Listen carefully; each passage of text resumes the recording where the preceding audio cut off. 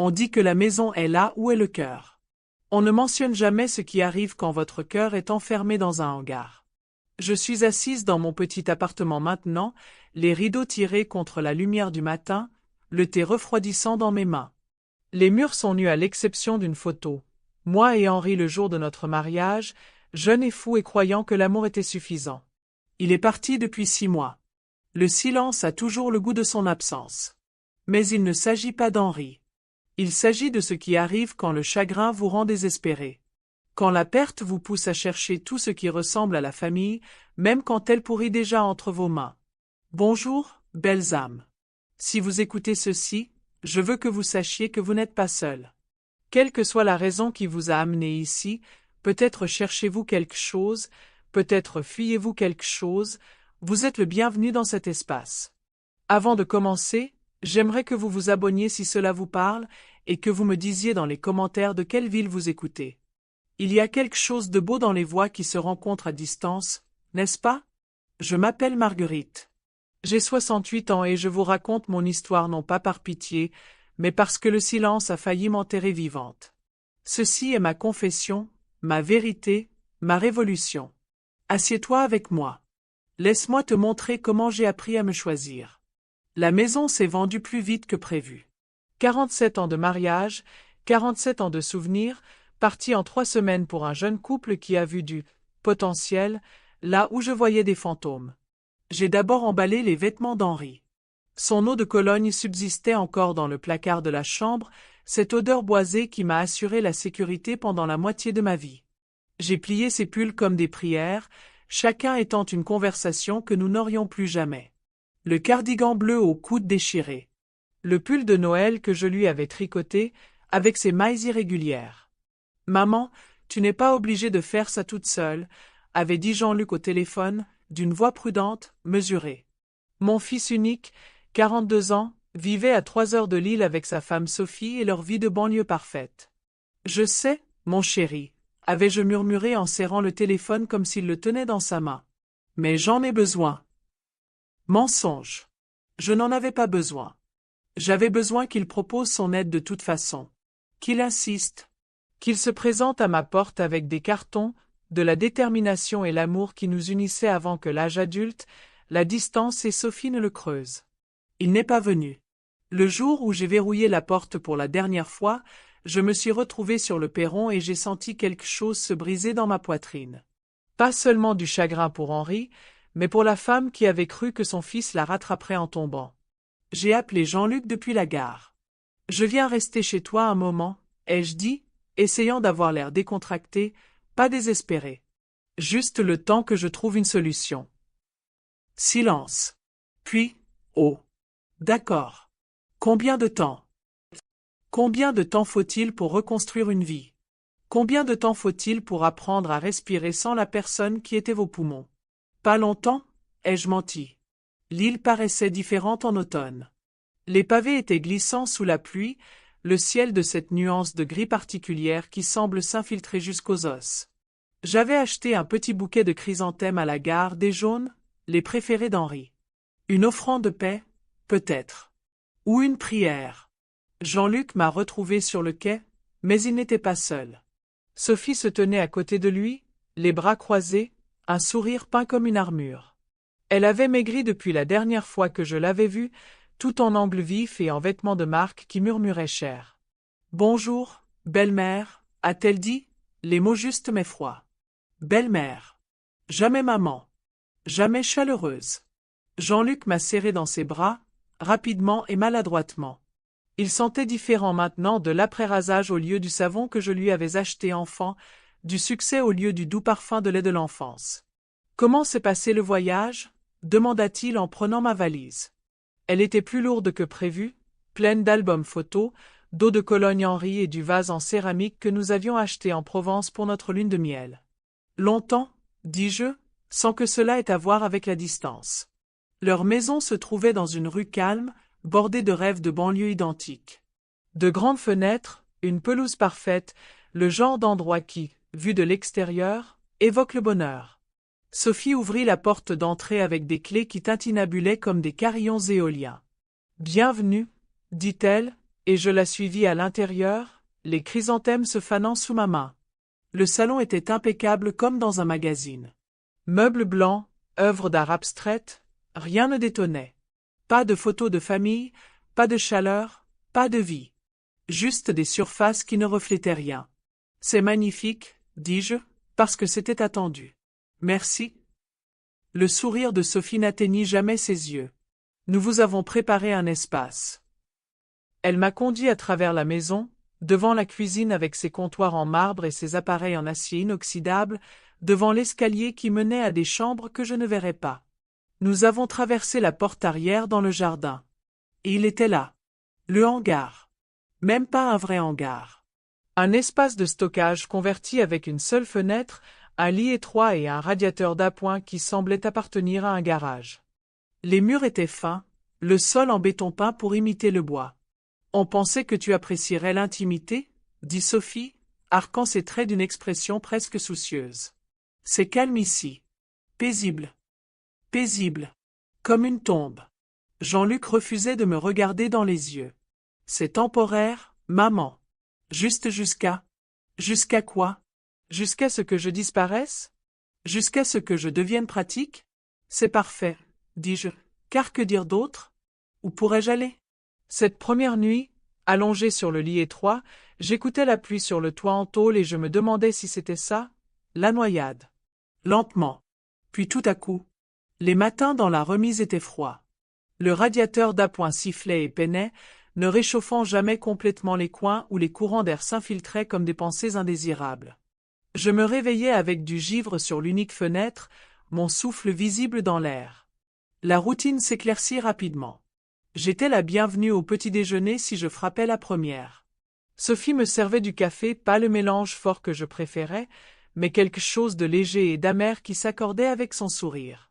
Jean-Luc parcourait son téléphone, levant parfois les yeux pour me demander comment j'avais dormi. Bien, répondais-je, et on faisait comme si c'était vrai. Après le petit-déjeuner, je me retirais dans la remise. Ils avaient une vie à vivre, des réunions à assister, des amis à voir. Je n'étais pas invité. On ne me parlait pas de moi. J'étais juste là, comme des meubles qu'ils auraient oublié de ranger. La première fois qu'ils m'ont demandé de l'argent, c'était presque doux. « Maman » dit Jean-Luc en me rattrapant alors que je retournais à la remise après le déjeuner. « Je déteste demander, mais on a des problèmes de trésorerie. L'hypothèque, tu sais? Et Sophie veut rénover la cuisine. » J'ai regardé la cuisine à travers la porte vitrée. Plan de travail en marbre, électroménager professionnel, tout rutilant et parfait. « Combien » ai-je demandé. « Juste quelques milliers. Pour tenir le mois. » Je leur ai donné 5 000 €. C'était facile, trop facile. L'argent de la vente de la maison restait sur mon compte comme un poids, sans valeur sans Henri pour planifier l'avenir. Leur gratitude était débordante. Sophie m'a serré dans ses bras, son parfum vif et floral. Le sourire de Jean-Luc atteignit ses yeux pour la première fois depuis mon arrivée.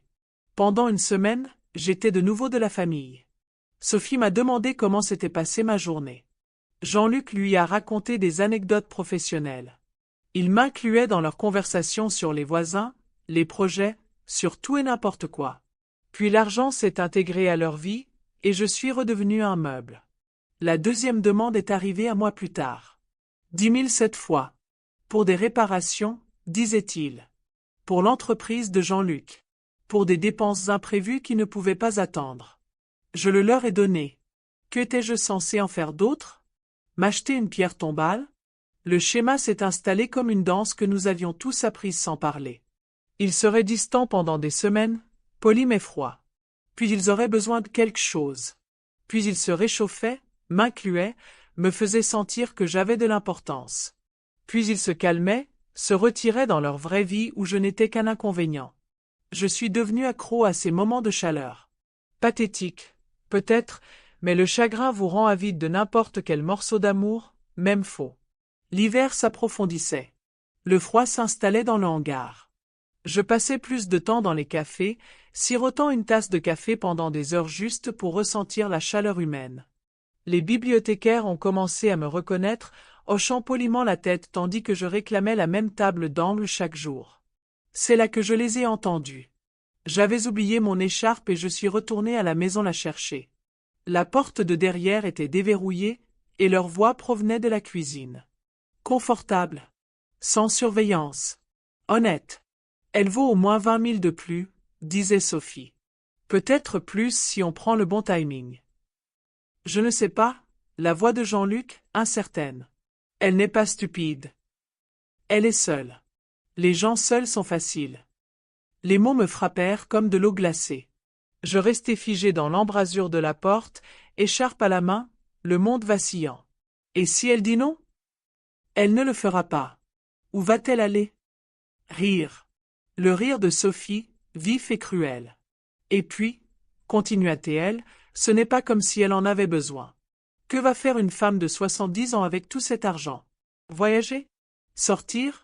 Elle est déjà presque morte. Presque morte. Je reculai lentement, prudemment, comme si je désamorçais une bombe. Le hangar me parut différent en y arrivant. Plus comme une prison. Comme un cocon. La troisième demande arriva la semaine suivante. 20 000 euros. Pour une opportunité d'investissement qui ne pouvait attendre. Ils apportèrent du vin au dîner, allumèrent des bougies, donnèrent à l'ensemble une atmosphère de fête. On voulait inclure, dit Sophie, sa main chaude sur mon bras. Te faire participer à notre avenir. Notre avenir. Comme si j'en avais un. Quel genre d'investissement? Demandai-je. Jean-Luc s'est lancé dans des explications sur les marchés, les rendements et les opportunités. Ses yeux brillaient d'excitation. Ou de cupidité. Parfois, ils se ressemblent. Il faut que j'y réfléchisse, dis-je.